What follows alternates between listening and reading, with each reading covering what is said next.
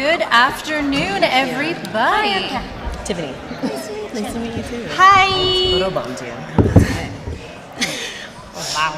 I know. I like it. Welcome to the do's and don'ts of influencer marketing. We are going to get started. I decided to sit because I like that better. But before we get started, I would like to see a show of hands from the audience. How many of you are here representing brand side of influencer marketing? Nice, right? And how many of you are here representing the creator side of influencer marketing? You can do both. You can do both, it's totally cool. I'm seeing a lot of hands weren't up. Can you guys just shout out how it is that we can best serve value to you guys if you're neither on the brand or, is it just general knowledge? Creators, mostly creators? Creators. All right, wonderful. So let's go ahead and jump right in with some introductions. Why don't you tell us a little bit about yourself? Oh, awesome. My name is Tiffany, and my background has primarily been in the influencer, like an advocate space. I think I've played many different roles in being a talent manager back at Maker Studios, if you're familiar. It's a company that got acquired by the Walt Disney Company. And from there, I've kind of went on into the technology side of influencer marketing and really trying to help drive back ROI for different brands and advertisers, excuse me, in the space. So currently I'm working on strategic partnerships at a company called Influential. We work with over 1 million different creators across Facebook, Instagram, Twitter, YouTube, Snapchat, Pinterest, LinkedIn. There's I think a creator on every platform these days, and it's been really fruitful to kind of do everything for the brands, but then to also find a lot of different talent in the influencer space and like what's popping up. So really exciting. Hey, thanks, Tiffany. Hi, I'm Catherine Mendez. I'm a social media and influencer marketing strategist, and currently I'm working with a CPG brand, Torani. You might know them. They are a syrup company based up in San Francisco. They might even be serving it here with the coffee. So they are known for creating the first flavored latte. Handcrafted sodas. I've done some work with health and wellness apps as well. And basically providing strategic insights for not only social media, but also influencer marketing and helping them choose partners that are right for their brand, that properly align with their business goals, and also working directly with influencers on one-on-one relationships as well as through platforms such as Tiny Sponsor as well. Great. I'm Tanya Brashatsky. I have a boutique influencer marketing agency, which is also a casting, booking, and special events agency. And I have a lot of cough medicine in me. I hope not to get any of you sick. I'm glad I'm sitting right next to you. James? I'm James Lee. I'm the Senior Director of Marketing at a company called Seriously Digital Entertainment. We work in mobile games. Fantastic. So a little bit about what we wanted the structure to be is we would really love to have audience participation. We would really love to have audience participation. So in the last 15 to 10 minutes or so, we are going to be opening up for questions. So if there's anything that comes up, please make sure to write it down.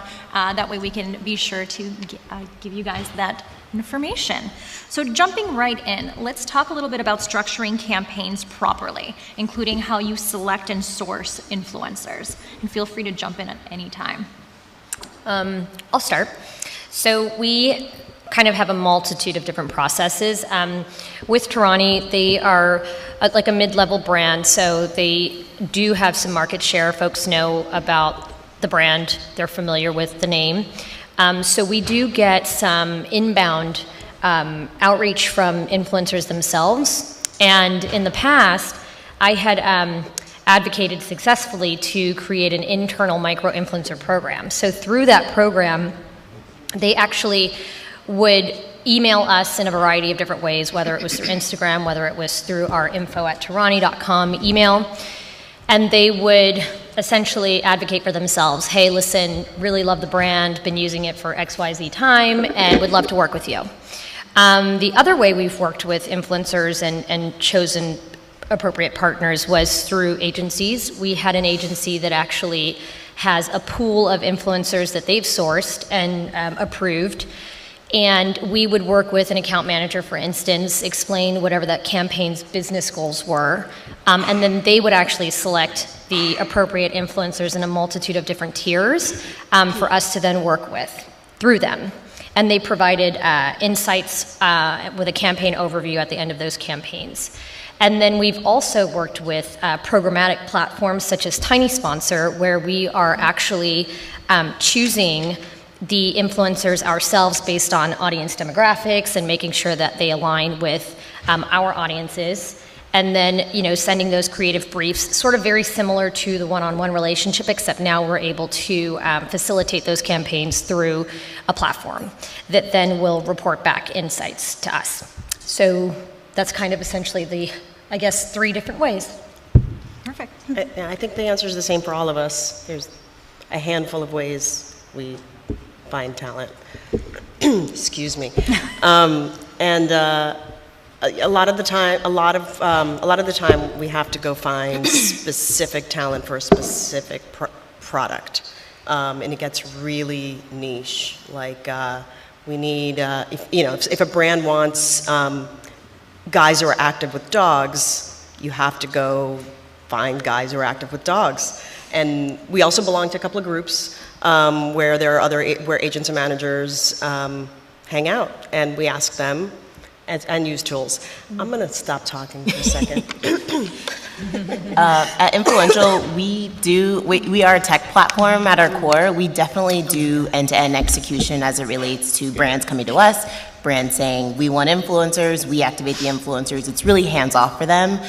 We also do have the technology side where a brand can kind of take that and own that technology piece in-house and kind of have this wide network, again, 1 million plus different influencers in the space to kind of reach out to. It's not necessarily an execution tool though. So you're looking at the data and insights and making sure that they align with your brand. Should you choose to execute as a brand, it's kind of like direct email or kind of a DM if you'd like to. It really depends on how fruitful you want that relationship to be as a brand directly with the influencer or if you want it to be hands-off. And just to echo, what my colleagues here are saying is, for us, speaking from a brand perspective, we get them where we can get them, right? And that's either you're working directly through agencies, through talent agencies, through technology, wherever it is you can get them. And I think one of the most important things for us, obviously, is knowing our audience and knowing their audience. With influencers, typically there's a very specific community involved. So, just understanding, what that is exactly helps you figure out, what sources to use. Yeah. And on that note, I know we had all previously discussed a trend lately of agencies and brands making these huge asks of creators. Can you speak a little bit to how these brands can maybe be a little bit more aligned as far as what the ask value is and how they're paying their creators, or even how creators can go ahead and negotiate what seems to be these really big asks for very little budget? Yeah, I think, there's a couple things, right? I think with, for influencers from their perspective, right, they should align with their brand, right? Like there should be some sort of alignment that's natural and authentic. From the brand perspective, obviously we want specific messaging to go out, but we also want the influencer to be authentic towards their own community. And so, when looking at like we always look at engagement, we always look at kind of the full picture. Not only, if we're doing for example, if we're doing a YouTube video, we're not just looking at their YouTube followers, we're looking at their whole social media background, right? And, for us, it's really about that engagement versus followers per se. So if we feel like your audience is much more engaged, we'll pay a little bit more. It's not always about the followers or the views or whatever it is. It's we like to kind of look at the full picture.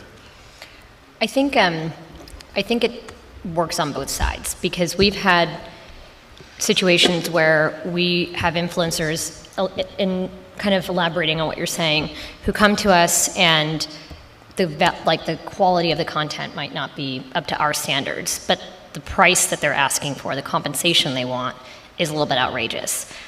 On the other side, I have heard of brands asking for the world and then wanting to pay a couple $100s. At the same time, there's times when we've asked for instance, a recipe blog plus social shares.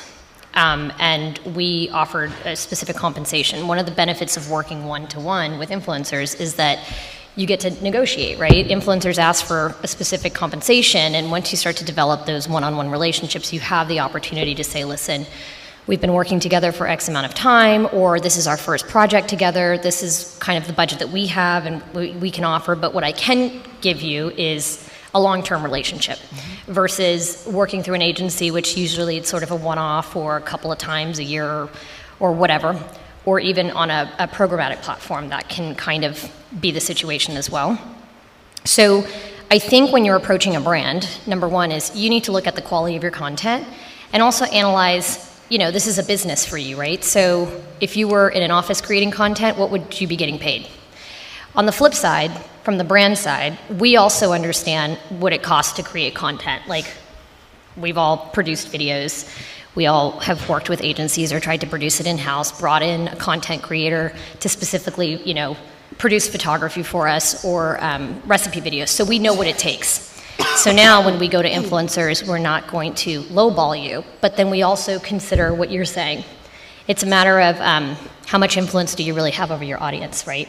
So if you're going to ask us for a few $1,000s and your quality looks great, but your engagement is really low, then we're not going to want to pay that, because the whole purpose of partnering with you is to help us spread our brand awareness and also to help capitalize on your fans and your audience and bring them over to us, right? That's the whole reason there's a partnership to begin with on both sides. The influencers are benefiting from working with the brands as well, because now they're being introduced to the brand's audience. So it kind of works on both sides. I think you make a great point in that it really takes communication, just back and forth. If there's a way for you to really streamline that process and really hone back into what we're trying to achieve as a brand and have that be your goal, is it awareness? Is it sales? Is it app downloads? Is it tune into a specific show? Do you want them to actually go to an event and then bring an audience to that event as well? It's honing in on that that's going to help kind of facilitate where you think and how you think about the money that you're being compensated for. And then when we are thinking about that part, there's one fee for the actual production process. Perhaps it's a video that might cost more than a photo for you. And then it's your real estate. Is it on Instagram? Is it just on your Instagram page? Is it an Instagram story? Is it also on your website? Those are all different factors that you can take as a creator to kind of map into that number. And I know a lot of us, we know that on this side, and we try to keep those costs at bay, but we also want you to do your best work. And so we don't want to necessarily undercut you from that perspective. And I'm really in a position where it's like thinking about both sides and trying to make both sides happy. But those are something to think of from the creator side to just ensure that you're understanding your value as a brand, to understand where the creator is coming from, and really trying to make sure that that is sort of an edified relationship and it is professional at all costs. Can you ask that question again? Yes, so the question was, when there's brands and agencies that are making these very big asks of creators, how can creators negotiate in a way that preserves a positive relationship while also, obviously they want a partner anyways, so how do they go ahead and negotiate while also maintaining a positive relationship? There's Right. the question. It definitely helps having someone on your side to help you if you're not great at it. Whether that's an agent, a manager, an agency, or even a friend who can pretend to be your manager for the minute. And I think the part of the question was the bigger asks, right? And which I'm seeing a lot of this year specifically, where brands are coming to me and probably to all of us with, here's, $10, we want 15 posts. Right, I mean, is that this year for everybody? Because, and even though I work for the brands and I'm usually hired by a brand or a producer or production company, I still fight for the talent because I know sometimes they can't do it on their own if I'm working with them directly. So I take that role and help them. If you're an individual, know your worth. Figure out what you're worth. And unless you're really into the brand, don't take the lower deal. Just don't do it. And there are tools out there to help you do There that. are tools, yeah. And I just think to really quickly echo her, she had a great point, Kat. Negotiate a longer term relationship, Yeah. right? Because ultimately, from a brand's perspective, I love frequency. I don't mind the same influencer talking about the brand several times, I mean, granted, not like immediately, but there is a long-term value. So just know that and realize that, and that's part of the negotiation right from the beginning. So I'm hearing a lot of communication. And also a communication with the peers, and I know that's something that oftentimes we're not super comfortable with, is talking with our peers how much they're charging and what they are actually like presenting value-wise. 100%. Yeah, and because also as a creator, it's very easy to undercut the entire market, and suddenly brands think that it's okay to make these little asks for $10 for that 5 or 18 posts, whatever it was. So going on from there, what have been some of your biggest lessons as far as pitfalls in working with influencers, and what do you do to avoid those now? What have been your biggest lessons in working with influencers as far as pitfalls, and what do you do now to avoid those? I guess I could start. I mean, I think the biggest pitfall is bots, right? Like understanding and really, accepting the fact that it's there, and it's real, and it's impossible to get rid of. So, understanding that, and the best way to do that, and I mentioned this a bit earlier, but the best way to do that is really look at the whole picture. Look at the engagement, look at the followers, and really take a deep dive into the talent that you're investing in, because you just never know. And ultimately, what I tend to look at are kind of the views, the comments, the likes, different social media platforms for that talent, because ultimately it is the bigger picture. Otherwise, and you're kind of guessing as well, right? I mean, just because a talent has 1 million followers or 10 million followers doesn't mean that they're watching or hearing or listening to what your specific video or post has. So I would say take a look at the full picture and make a conservative guesstimate. I mean, James, you're spot on, Yeah. right? There's way more than just those vanity metrics that we're used to, as far as like consumers and definitely brands. Like, we're taking into consideration audience, and not just that you have a certain audience segment that is perfect for my brand, say an audience that's 25 plus, but specifically you have those with the spending power to purchase the product that I'm asking you to promote, or they're in the location where that product is available. There's so many different metrics that go into that, and that's also something that we utilize in discussing specific influencer rates as well, just because, someone with that over-indexes for, I mean, we can go on audience metrics a lot, and I can get really geeky about the data, but just because, you have a certain, specific percentage of that doesn't mean that's above the average on Instagram or on Facebook or on Twitter, and we really want those above average winners that can really help drive ROI from an organic standpoint, at least. I think both of you are spot on, and also for me, it was also being a little lenient. So when I was carrying those one-on-one relationships, I fell into situations where so there's benefits to working both sides, right? When you work with an agency or a programmatic network versus when you're working one-on-one, because your agencies and your networks typically provide you with insights, whether they are authenticating accounts, so they're automatically pulling them in without the influencer being able to have any control, or whether they are pulling them in because they are pulling public data and then relying on the influencer to report through screenshots through the network, sort of the back-end metrics like impressions and clicks and things like that.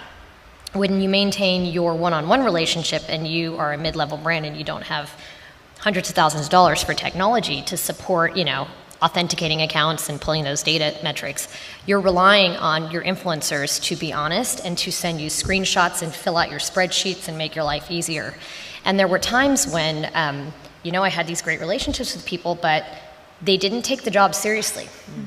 And that's one way to essentially get yourself really quickly off my preferred list is being very lenient and going, I get it, you didn't get your story impressions or you didn't get that screenshot in the 24 hours or now they give it to you or they just changed it back that you don't even get them after 24 hours. But during that time, you had a 14-day window, and then I was getting excuses as to why I wasn't getting them. And so I would give them the benefit of the doubt one time, give them the benefit of the doubt the second time, until finally I said, you know what?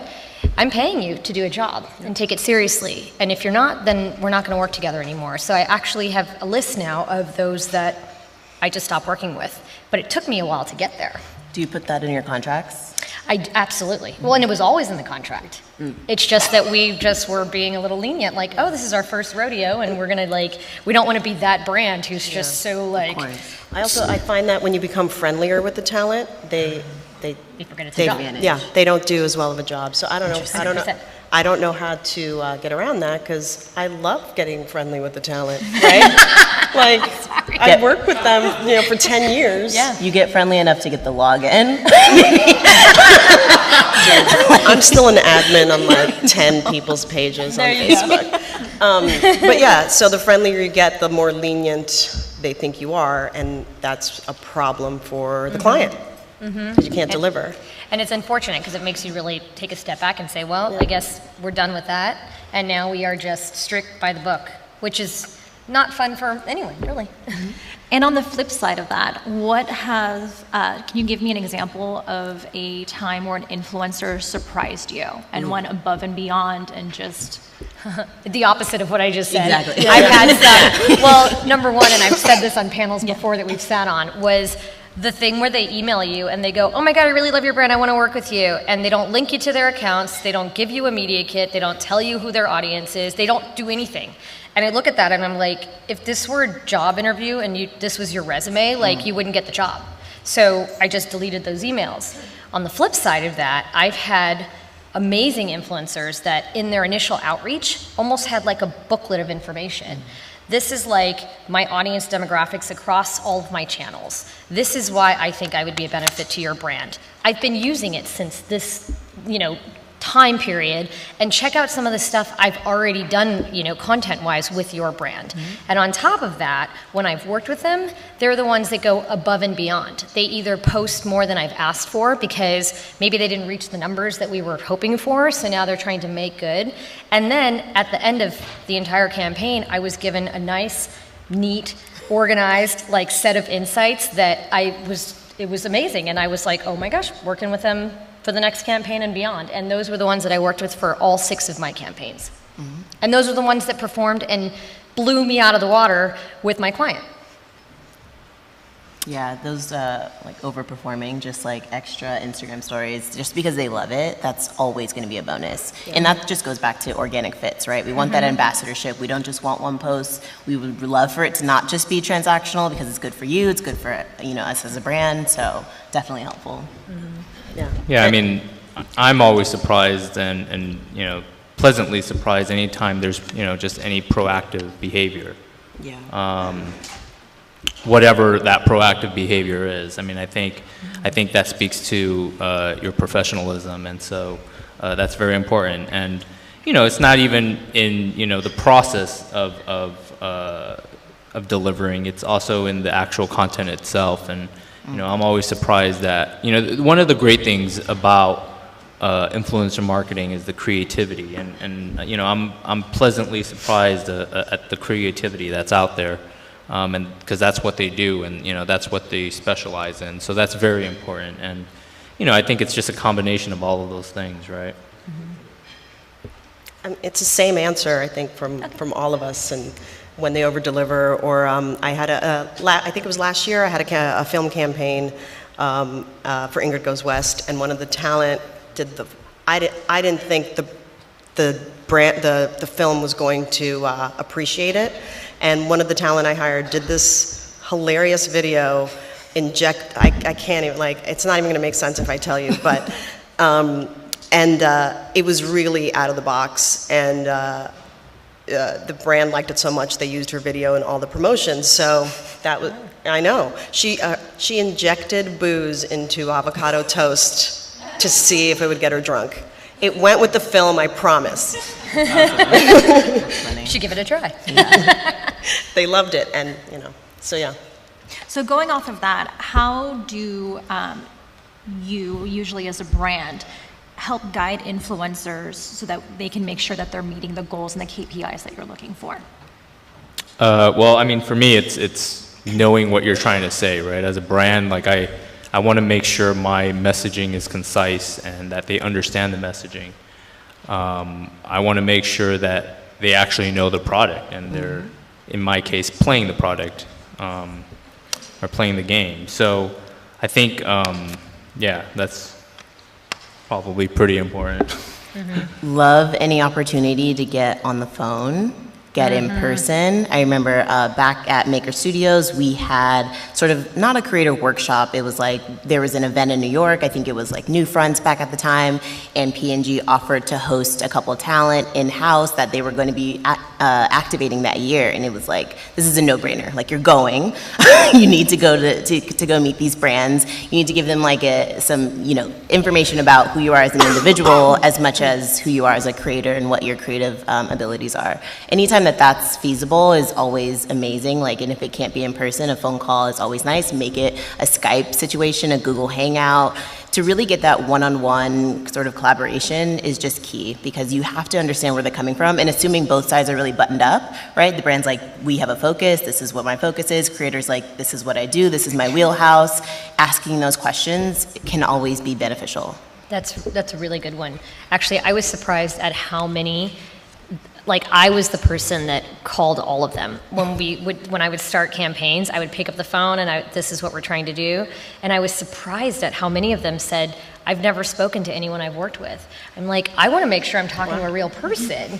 But on top of that, I want to like hear your voice and actually like know, like almost like looking into your eyes, you know? Are you really being honest?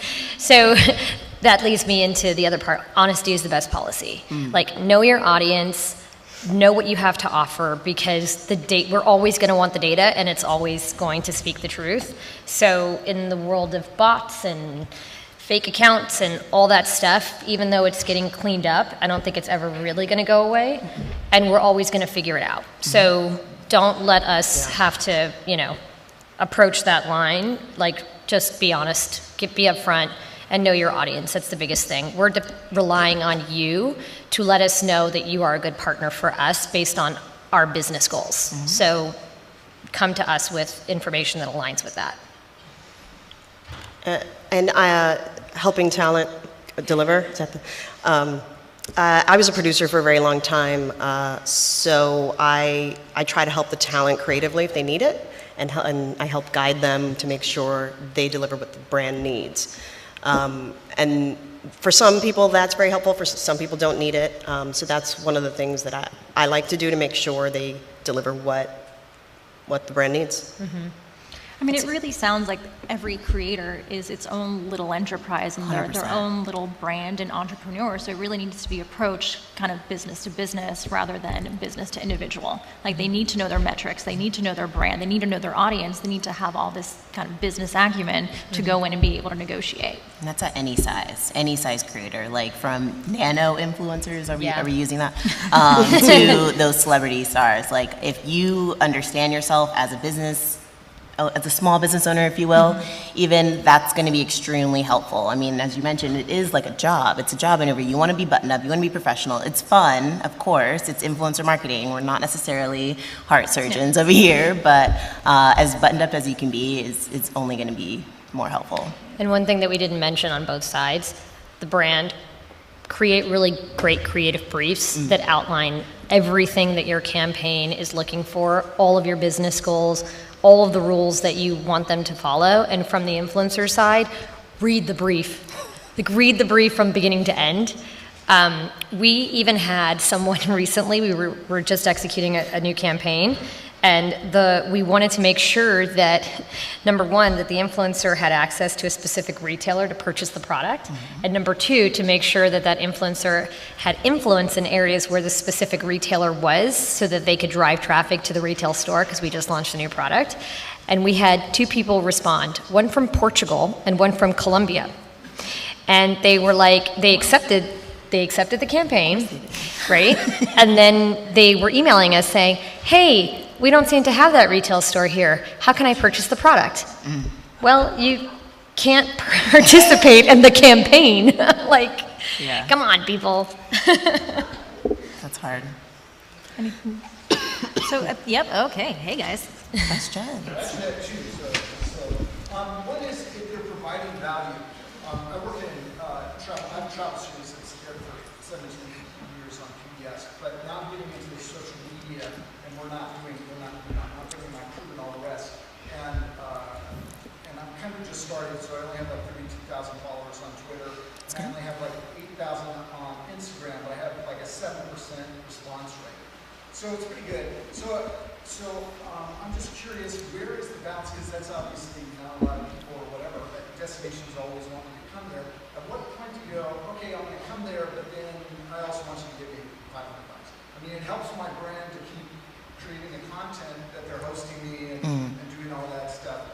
But I'm trying to figure out what's the balance where it's like, okay, yeah, they're investing $1,000, and that's probably what my posts are worth. And when do I switch and say, okay, now I'm providing $10,000 and maybe you're providing $2,000 worth of these women's of food and all the rest. Are you asking at what point can you ask for money? Is that what your question? At what point should I ask? Ask I now. think- No. Well, and also what's valuable to you? Is it the experiences in going there and like being hosted and catered to, or is it the financial side of it? Well, I'm still driving, my viewers to after products and stuff like that where I'm making Yep. affiliate sales and stuff like that. Yeah. I'm just trying to figure out at what point you go, this is the level, and not just specifically for me, just, I'm just trying to talk in general. Yeah, go for it. I also think, I think you're undervaluing your audience. Yeah. Because you started out by saying, I only have this much and I only have this much, but the reality is you have more than what most people have. In this room. And also, it sounds like your response rate or your engagement rate is pretty good.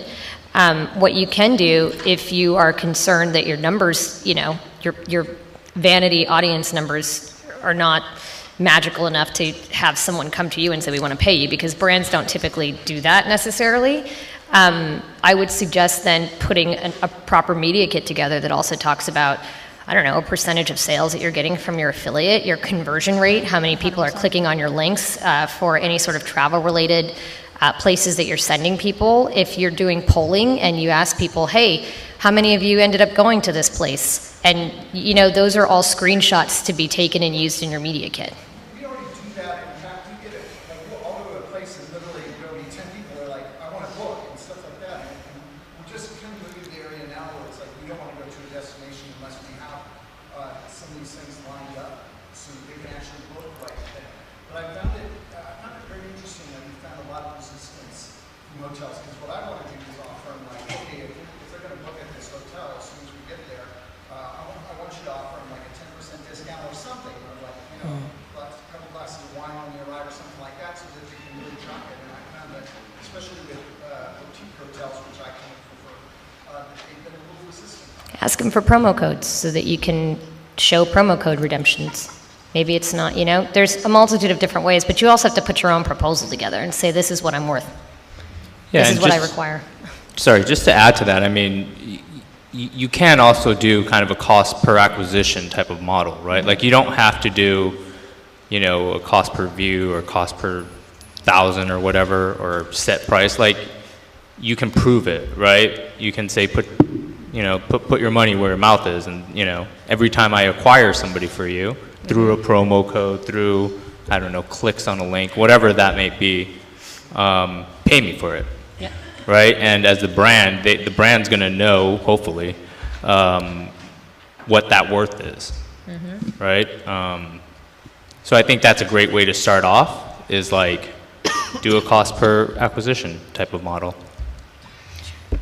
And to add a little bit to that as well, I mean, before going into the branding and marketing, I was in the commercial photography world. There's also a lot of value to offering them the actual content. So maybe it's not just about posting, but also giving them stuff that they can post and content that they can go ahead and push as well. There is value in that a lot of times gets not even discussed, it gets left off the table, that there is a lot of value in.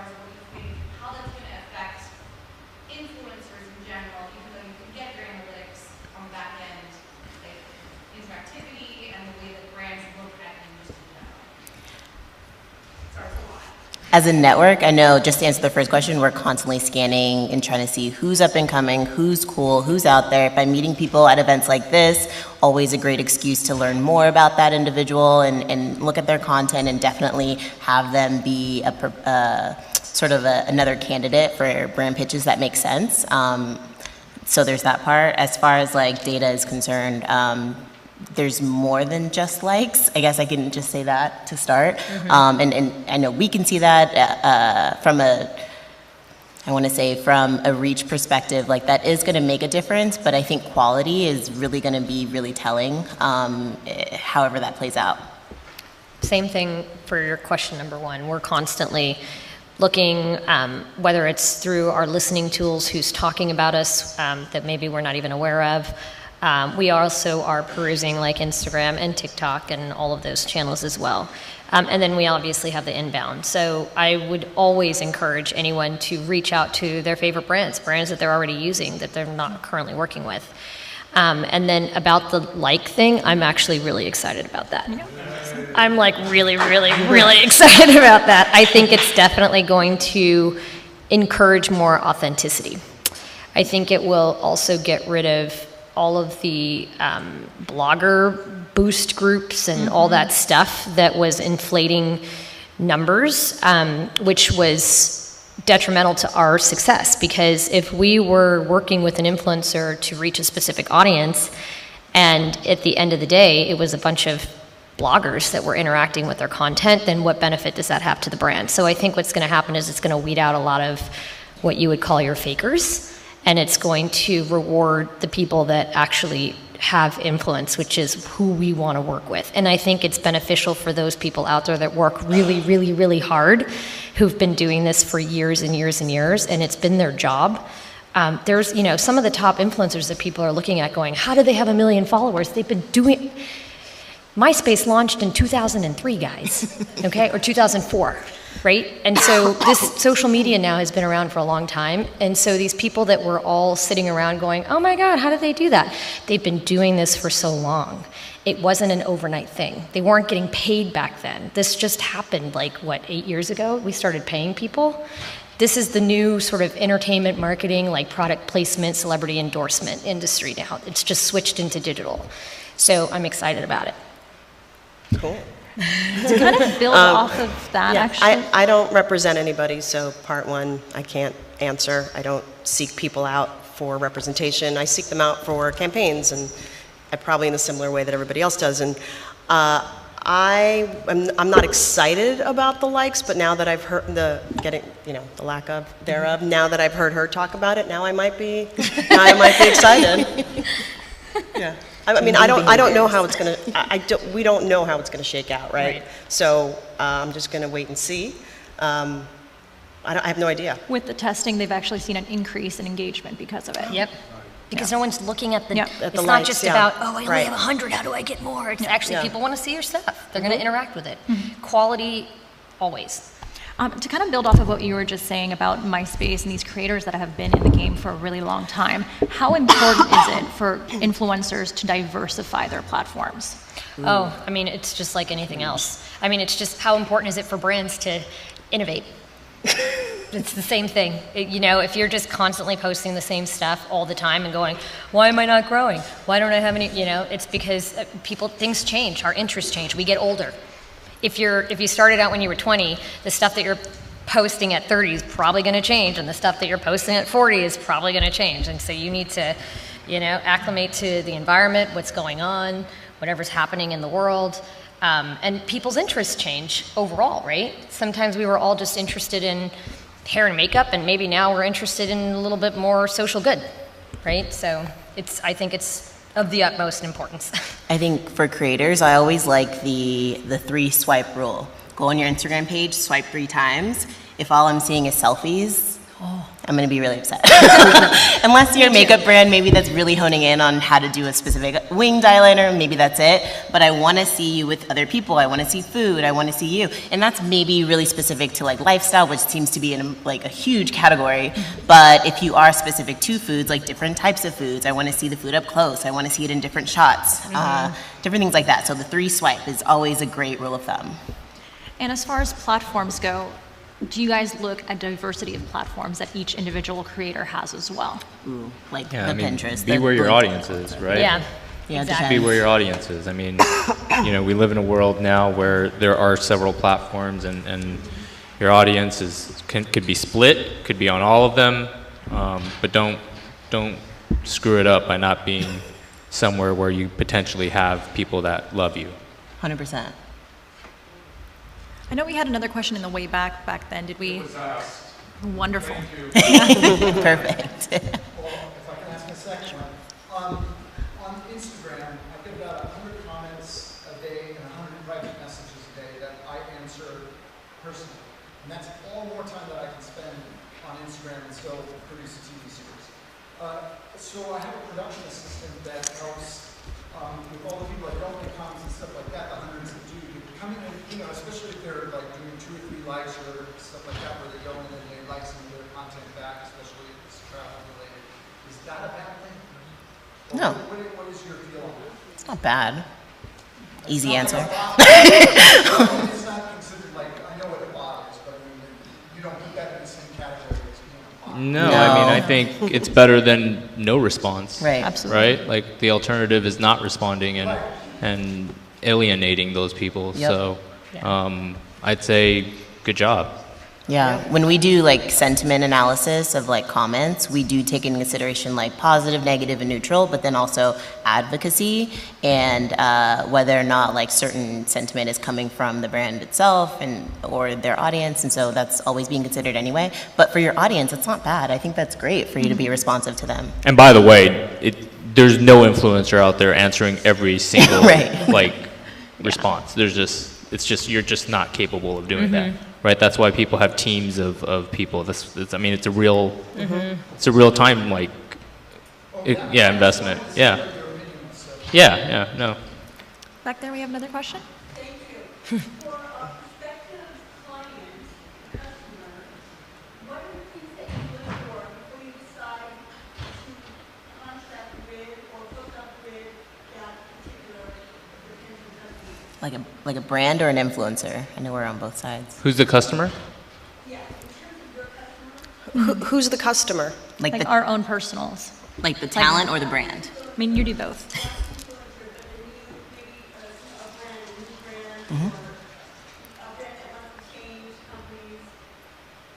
I mean, maybe I can field this one. So I personally only work with purpose-driven brands. So they need to have some sort of greater good that they're serving. And that to me is just a checklist of if they're just about profits, if they're about changing some sort of, bigger social issue. So that's part of my process as to who I take on client-wise? I know you work with all sorts of brands and creators as well. I do work with all kinds of brands, but they have to know what they want. It's very difficult to do a project for a brand that just says, I don't know, here, do it. So after, lots of discussion and a lot of bullet points, we figure it out. And if we don't work together. Or you hire them to do your strategy. That's right. There you go. And you compensate them appropriately for it. I think we have time for one more question. I wanted to jump on this question, because it's in regards to time. So if he can only have his assistant for X hours a day, is he having his assistant do the best thing to build his numbers? Is interacting with your fans, is that the best way to, I'm looking to increase numbers, right? So that brands are happy, oh, look at all the numbers, yay. So in that sense, what is the best use of time when it's so limited? I'll take that because it's also, this applies to brands as well. Community management is so important, period. You can't expect to just post your content and then you're just going to grow. On top of that, you can't expect that you're going to post your content and only respond to people who are commenting on your stuff.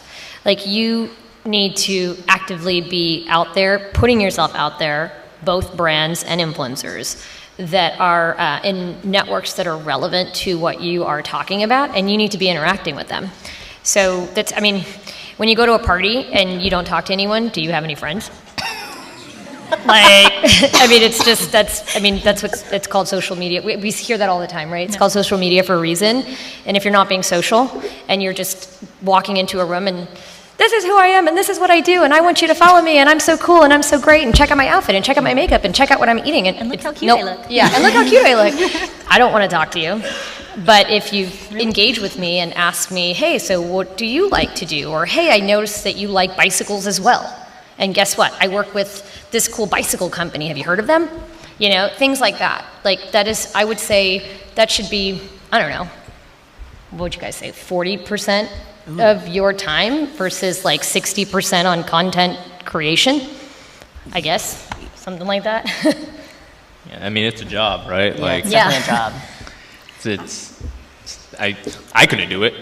I'll tell you that. I think it's super important to engage with your fans and with the community, and it's the thing about social media. It's a two-way conversation. If you're not having that two-way conversation, then you might as well be a television commercial, right? So, so it's important. Awesome. I realized I was so excited to talk to our awesome panel that I didn't introduce myself. So hi, my name is Ana Iskanuna. I do brand and marketing strategy for purpose-driven brands. Thank you all so much for joining us. I do want to plug real quick our awesome sponsor, Tiny Sponsor. They do have these white pages available right now from KW and Mike, if he wants to raise his hand. I don't know if he stepped out. But this is the 7 essential rules for influencer marketing. It's available also in the digital sphere on every single platform ever. Nice. So thank you all so much for joining us. I'm going to do a quick scan of the room, everybody. Yeah, for ready? Instagram Everybody story. smile. Everybody smile. Ready? Yay! Hi, everyone. Be more excited. Make Thanks for more being noise. such a great audience. There we go. Thank you all so much.